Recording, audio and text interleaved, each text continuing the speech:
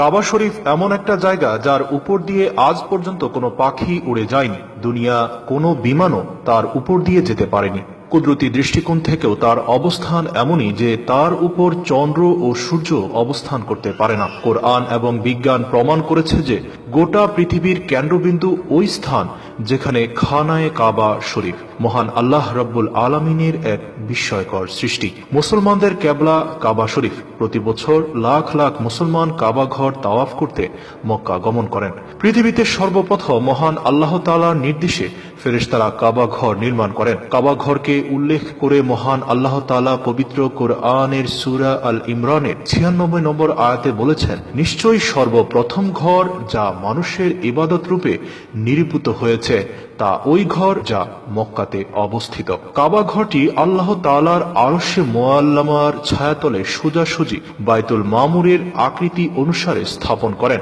হযরত আদম আলাইহিস সালাম ও মা হাওয়া আলাইহিস সালাম উভয়ে আল্লাহ তাআলার কাছে ইবাদতের জন্য একটি মসজিদের প্রার্থনা করেন। আল্লাহ তাআলা তাদের দোয়া কবুল করেন এবং বাইতুল মামুরের আকৃতিতে পবিত্র কাবা ঘর স্থাপন করেন। এখানে হযরত আদম আলাইহিস সালাম সন্তুষ্ট চিত্তে আল্লাহ তাআলার ইবাদত করতে থাকতেন।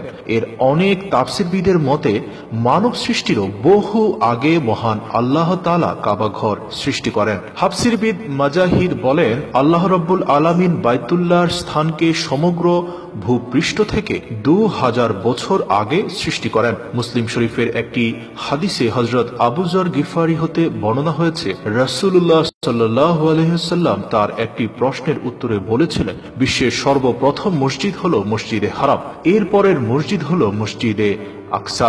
মসজিদে হারাম নির্মাণের ৪০ বছর পর মসজিদে আকসা নির্মিত হয়। হযরত আদম আলাইহিস সালাম কাবা ঘর আল্লাহর আদেশে পুনর্নির্মাণ করেন। এরপর বহুদিন অতিক্রম হলো, শত শত বছর অতিবাহিত হলো।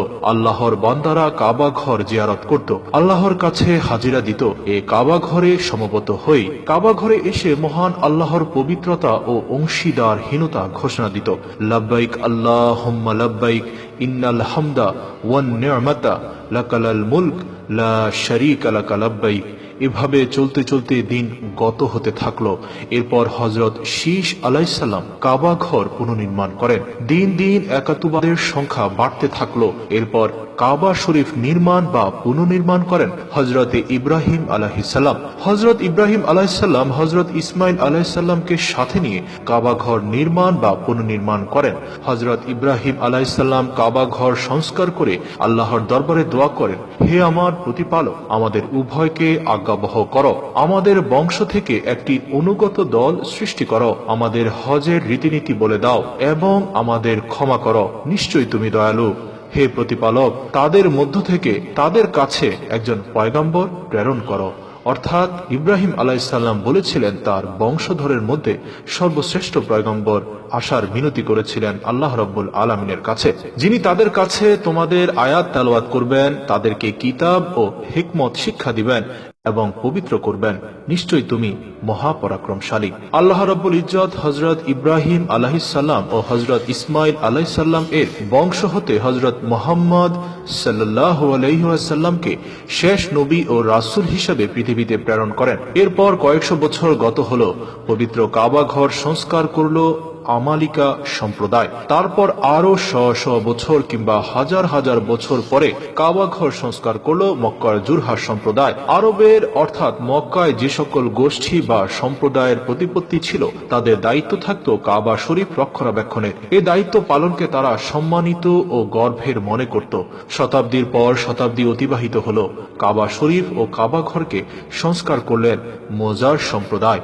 মহানবী হযরত মুহাম্মদ সাল্লাল্লাহু আলাইহি সাল্লাম এর নবুয়ত প্রাপ্তির ৫ বছর আগে কাবা ঘর সংস্কার করে মক্কার বিখ্যাত কুরাইশ বংশ।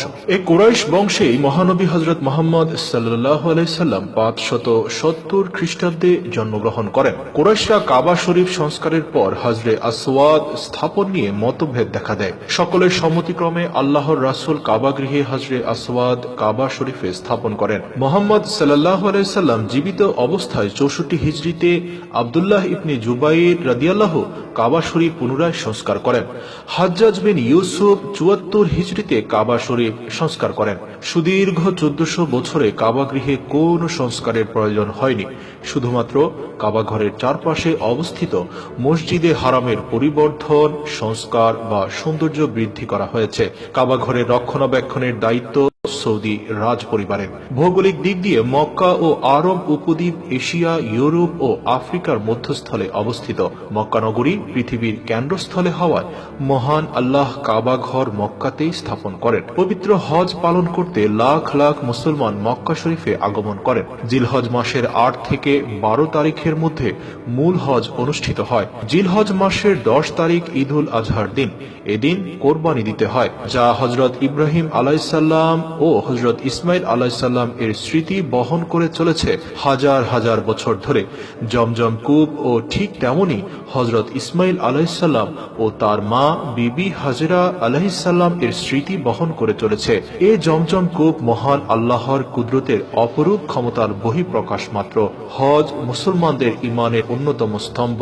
আরবের মক্কা নগরীর পবিত্র কাবা ঘর হেফাজতের মালিক মহান আল্লাহ নিজেই।